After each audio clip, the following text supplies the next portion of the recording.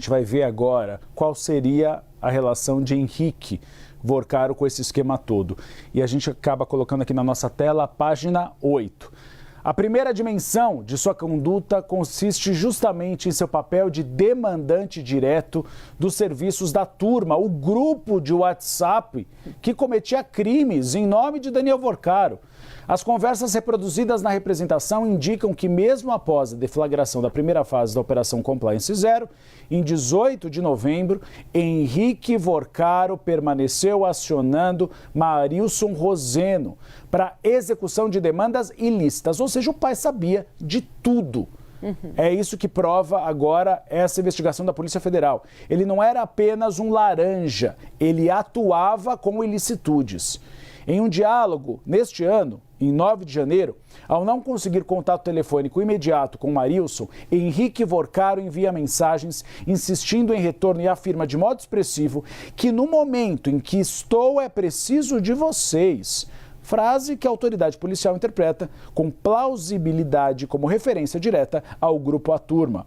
O dado é especialmente relevante porque demonstra, e esse é o ponto mais importante desse relatório quando se fala de Henrique Vorcaro, demonstra que mesmo após o início ostensivo da investigação, Henrique Vorcaro continuou recorrendo ao núcleo criminoso para a satisfação de seus interesses, o que revela a contemporaneidade da atuação e persistência do vínculo funcional com a organização.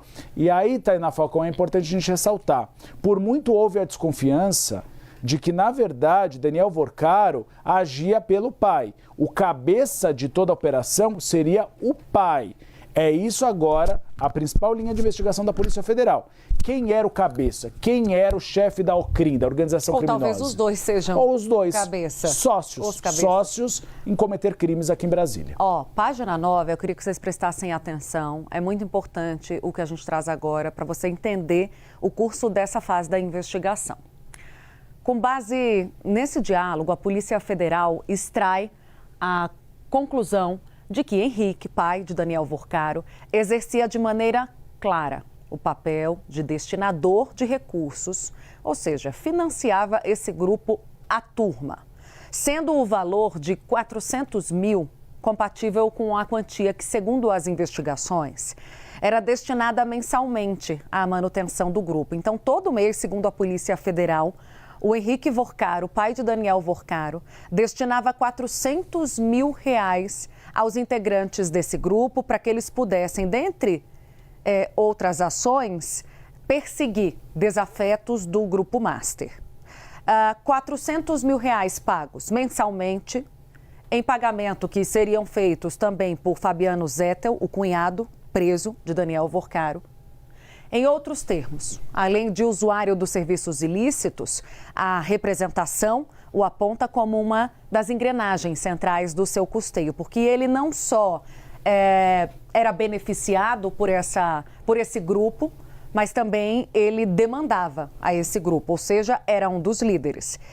Esse papel financeiro permanece visível também nos diálogos seguintes à segunda fase da operação, deflagrada no dia 14 de janeiro, quando no dia 6, Marilson, que era um dos funcionários, entre aspas, para esse tipo de serviço ilícito, continua cobrando Henrique para regularizar o acerto financeiro, pedindo a confirmação do valor informado.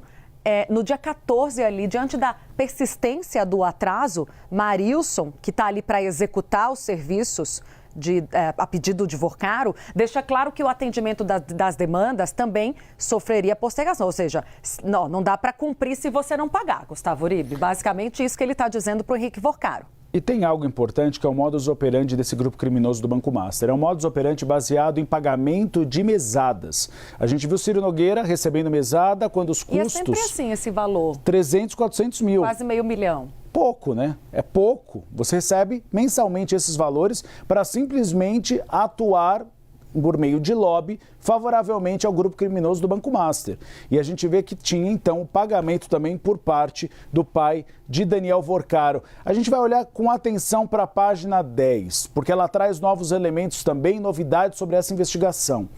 E aí eu trago aqui na tela, porque, ademais, há elementos que revelam comportamento compatível com a atitude suspeita e a tentativa de dificultar a rastreabilidade de suas comunicações. Ou seja, a representação policial registra que as conversas entre o Henrique Vorcaro e o Marilson, que era uma espécie de faz-tudo dele, referentes ao período imediatamente posterior à primeira fase, foram deletadas do aparelho do policial aposentado. O que isso significa? Eles sabiam que estavam fazendo coisa errada. E, portanto, depois da primeira operação, acharam que poderiam apagar esses rastros para que a Polícia Federal não descobrisse as falcatruas. Só que a Polícia Federal tem um amplo aparato de equipamentos que consegue recuperar esses áudios e conversas.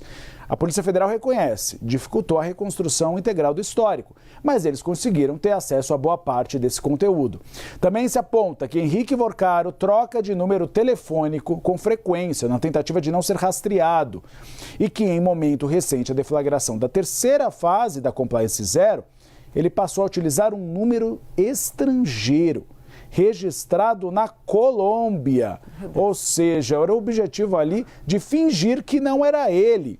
Em juízo sumário, tais circunstâncias se harmonizam com o padrão de ocultação e precaução normalmente associado a estruturas criminosas sofisticadas, como se a Polícia Federal não fosse desconfiar de um número de celular da Colômbia. O Eli Jonas vai falar com a gente, só para deixar claro, o Marilson, que era o faz-tudo, é um policial federal aposentado. E aí o Uribe estava explicando para a gente justamente que ele apagou todo o histórico da conversa, tentou ocultar da investigação o histórico da conversa, mas a Polícia Federal tem lá seus meios, suas tecnologias para conseguir reativar essas mensagens. Quem conhece muito bem sobre essa tecnologia